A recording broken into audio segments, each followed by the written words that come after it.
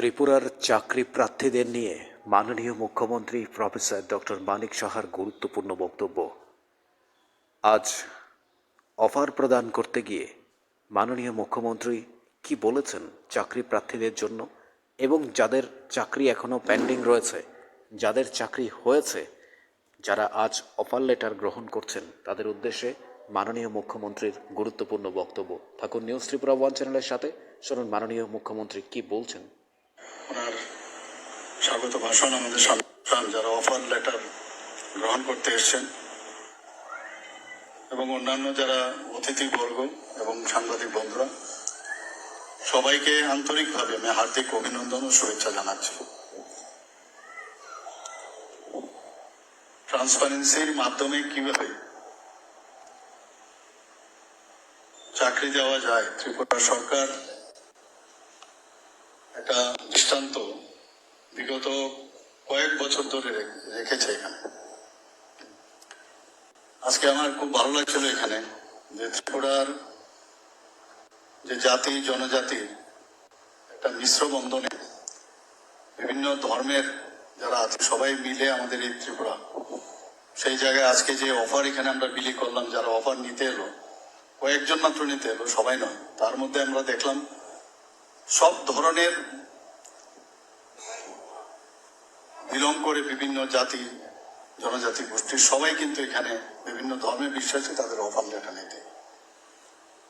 এটাই হচ্ছে আমরা যে ইউনিটি ইন ডাইভার্সিটি, আজকে কিন্তু আমরা সেটা দেখতে পাচ্ছি।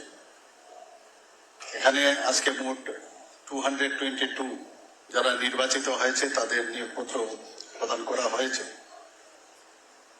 এবং এত ট্রান্সপারেন্সির মাধ্যমে তাদের যে চাকরির যে বন্দোবস্ত এখানে ত্রিপুরা সরকারের মাধ্যমে আমরা করতে পারছি এবং আগামী দিনও করব, এবং তাদের যে কঠোর পরিশ্রম, সেই কঠোর পরিশ্রমের জন্যই এই সফলতা এসছে।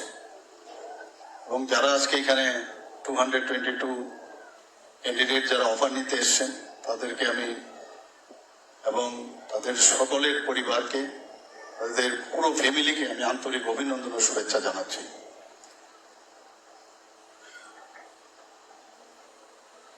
যারা আগামী দিনে বিভিন্ন দপ্তরে, আজকে দুটো দপ্তরই এখানে, এডুকেশন দপ্তর এবং হেলথ অ্যান্ড ফ্যামিলি ওয়েলফেয়ার, বিভিন্ন দপ্তরে যারা জয়েন করতে এসছেন,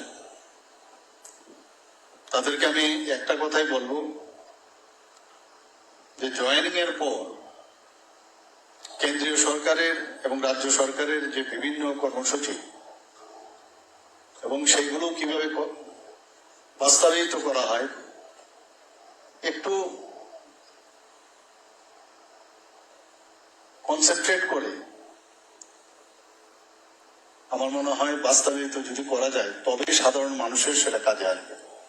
আমরা অনেক সময় চাকরি পেলাম, এটা যেন না হয়। চাকরি, আমরা তো মানুষের প্রতিনিধি, কিন্তু আপনারাও কিন্তু আরেক দিক দিয়ে প্রতিনিধি, কারণ মানুষের কারণে কিন্তু আপনারা চাকরিটা পেয়েছেন। কাজে মানুষকে ফিরিয়ে দেওয়ার যে একটা প্ল্যাটফর্ম আপনারা পেয়েছেন, এই সুযোগ কিন্তু সবসময় আসবে না। আমরা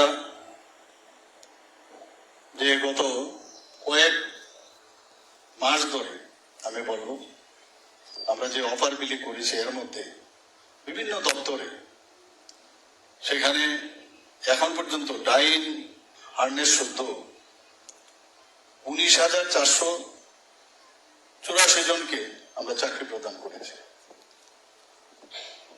এত বড় একটা নাম্বার। আমরা জানি যে কারোর বাড়িতে আজকে চাকরি হলে শুধু তার ব্যক্তিগত লাভালাভির বিষয় না, পুরো ফ্যামিলির মধ্যে একটা আনন্দের বন্যা কিন্তু বয়েছে। ছোট ছোট বাচ্চাকে নিয়েও এখানে আমি দেখলাম এসছে এখানে। আমরা সবাই বুঝি একটা চাকরি বা কর্মসংস্থান একটা ফ্যামিলির জন্য কত ইম্পর্টেন্ট। ত্রিপুরা সরকার চেষ্টা করছে বিভিন্নভাবে, বিভিন্ন যেসব দপ্তরগুলো আছে যেখানে এখনো ভ্যাকেন্সি রয়েছে, সেগুলো ফিল আপ করার জন্য আমরা মানে পুরো দমে আমরা চেষ্টা করছি। আজকের যারা লাইব্রেরিয়ান প্রায় 107 জনের মতো, তাদেরকে অফার দেওয়া হবে বা দেওয়া হয়েছে কিছু কয়েকজনকে। লোয়ার ডিভিশন ক্লার্ক 15 জনকে এবং গ্রুপ ডি 2 জন, মাল্টিটাস্কিং স্টাফ 98, টোটাল 222। এটা বিরাট সংখ্যা। তো এতগুলো ক্যান্ডিডেট যখন এই ত্রিপুরা সরকারের সাথে যুক্ত হবেন, যারা এতদিন